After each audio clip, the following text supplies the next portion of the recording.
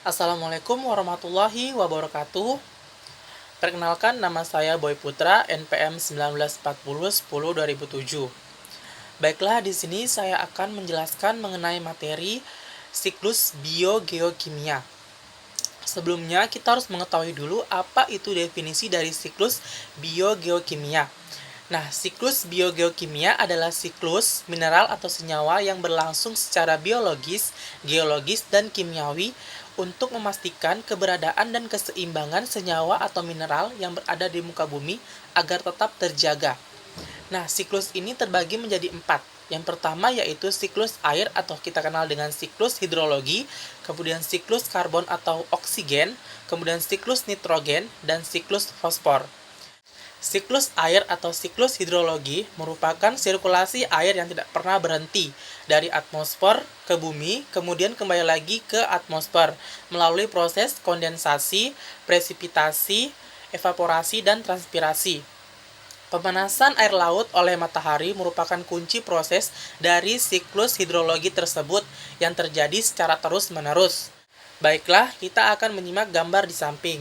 Gambar di samping menunjukkan siklus hidrologi. Nah, siklus hidrologi tidak memiliki titik awal, namun kita dapat memulainya dari lautan, karena lautan merupakan badan air terbesar di muka bumi.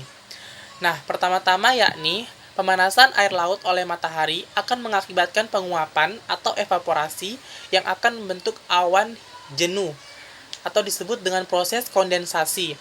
Nah, awan tadi akan tertiup oleh angin menuju ke darat atau pegunungan. Nah, setelah awan jenuh tadi akan berproses terhadap uap air dan menghasilkan titik-titik air. Nah, titik-titik air ini semakin banyak dan akan semakin berat dan kemudian akan tumpah ke bumi. Nah, air yang jatuh ke bumi akan mengalir melalui dua jalur. Yang pertama, mengalir melalui permukaan, yang kedua yaitu meresap ke tanah. Nah, air yang mengalir melalui permukaan kita kenal dengan runoff atau biasa disebut dengan runoff. Kemudian air yang teresap oleh tanah yaitu infiltrasi atau disebut dengan infiltrasi. Nah, kedua jalur air yang mengalir ini memiliki tujuan yang sama, yaitu akan kembali ke laut. Nah, proses ini akan terus berulang-ulang secara terus-menerus. Nah, ternyata uap air atau proses evaporasi itu tidak sepenuhnya terjadi oleh air laut. Kita kenal dengan proses evapotranspirasi. Nah, proses evapotranspirasi ini merupakan uap air yang berasal dari jaringan makhluk hidup seperti tumbuhan yang berada kayak pohon-pohonan. Nah, uap air itu berasal dari itu. Tidak sepenuhnya uap air berasal dari air laut. Pemanasan oleh matahari tidak sepenuhnya berasal dari air laut. Sekian dari penjelasan saya, semoga dimengerti. Apabila ada kesalahan kata mohon dimaafkan.